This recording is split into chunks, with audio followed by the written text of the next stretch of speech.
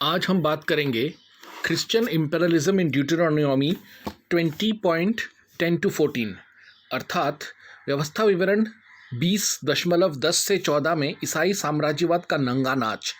ईसाइयों को इस पर्टिकुलर आयत में बड़ा मज़ा आता है। उनको लगता है कि ये सबसे रूहानी आयत है और ये आयत उन सबको अलग करके रखता है हिंदुओं से।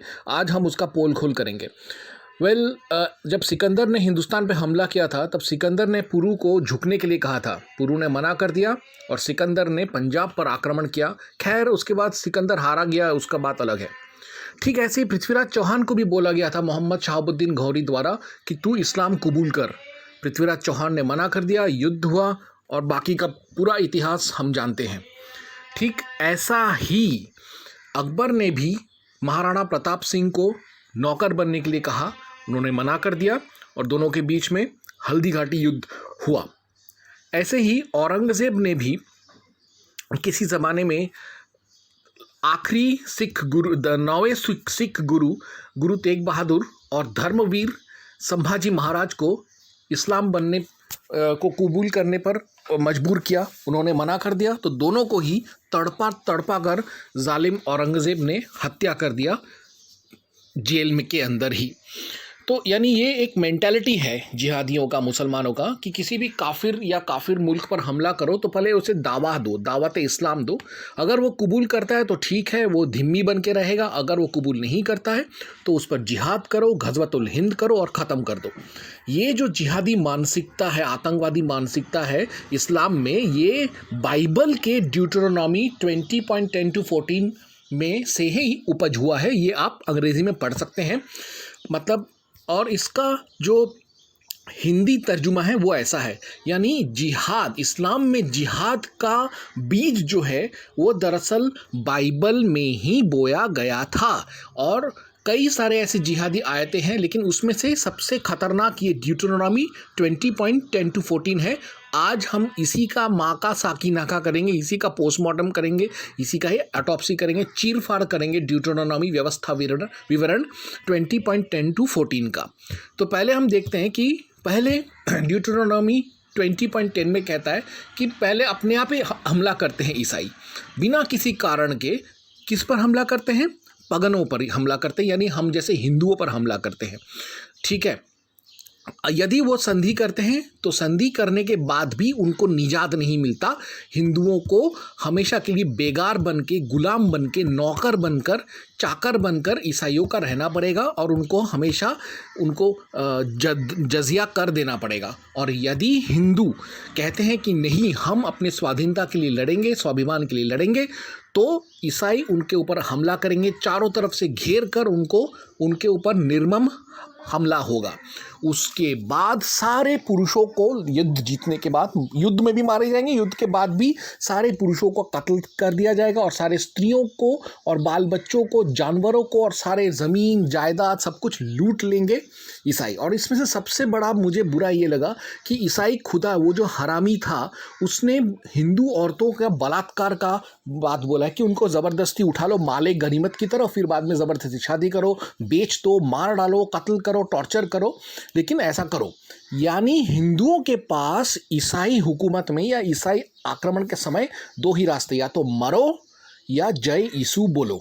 और जय यीशु बोलने के बाद ईसाइयों का गुलाम बन के आजीवन रहो। खैर, जो सोल्जर ऑफ गॉड मिनिस्ट्री का जो मसीही है, पैस्टर है, रॉकस्टार पैस्टर एंजल चंद्रा, वो कहता है कि पुराने ज़माने में तो ऐसा होता था भाई। तुम्हारे उस ज़माने में ईसाइयों में जितना पॉपुलेशन नहीं था ना, उससे ज़्यादा लड़ाई हिंदुस्तान लड़ चुका था पुराने ज़माने में।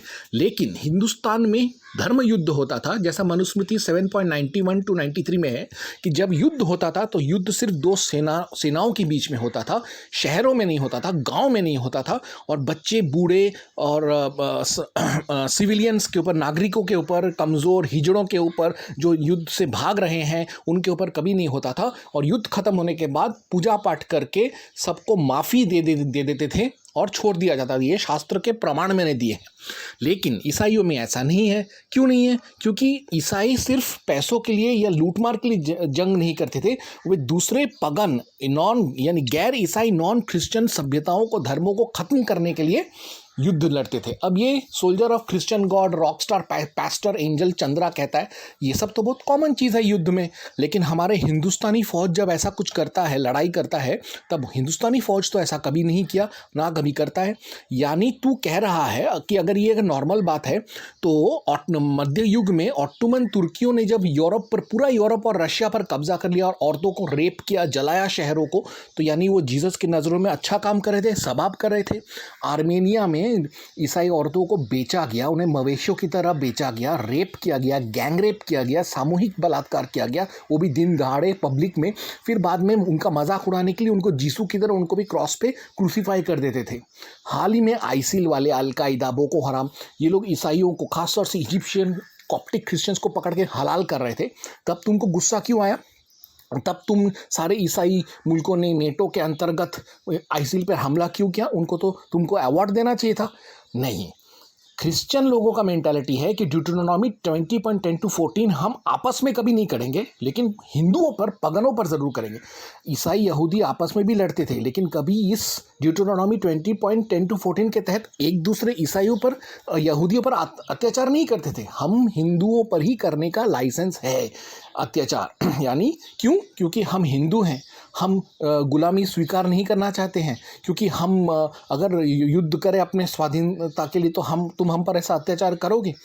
ईसाई खुदा अपने अनुयायियों को डाकुओं के समान हिंदू राष्ट्र और हिंदू मूल निवासियों को लूटने, उनके धन को आपस में बांटने और अपने हिस्से को देने की आज्ञा देता है। ईसाई खुदा हिंदू महिलाओं का सामूहिक बलात्कार का भी फतवा देता है। क्या बाइबल ईश्वर वाणी हो सकता है? कभी नहीं। सिर्फ हम खुशी खुशी रहना चाहते हैं, लेकिन हम नहीं रह सकते क्योंकि हम हिंदू हैं। इसलिए तुम हमको मारोगे, इसलिए तुम हमारा बलात्कार करोगे। तो ऐसा आदेश देने वाला ईसाई खुदा, बिब्लिकल गॉड, शैतान है, जीसस लूसीफर है, सेटन है। समझ रहे हो? जो कानून तुम अपने ईसाई भाइयों और यहूदी भाइयों पर लागू नहीं करते तो हम पर करोगे।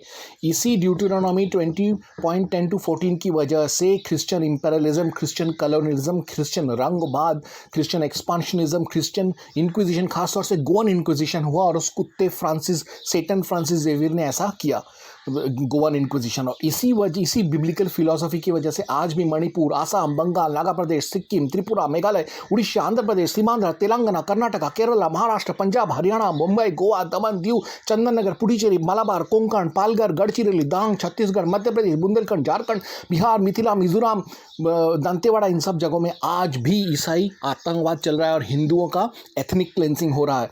सो जो ईसाई धर्म तुमको गुलाम बनाता है, जो ईसाईयत तुमको काटता मारता है, जो ईसाईयत तुमको धमकी देता है तुम्हारी औरतों को बलात्कार करने का, जो ईसाईयत कहता है कि तुम्हारे बच्चों को काट डालेंगे, ऐसे ईसाईयत को लात मारो, ऐसे ईसाईयत को थूको। जय जीसू बोलना बंद करो और जय हनुमान बोलो। जय हनुमान, जय हनुमान, जय हनुमान। आज हम बात करेंगे क्रिश्चियन इंपेरियलिज्म इन ड्यूटेरोनॉमी 20.10-14, अर्थात व्यवस्था विवरण 20.10 से 14 में ईसाई साम्राज्यवाद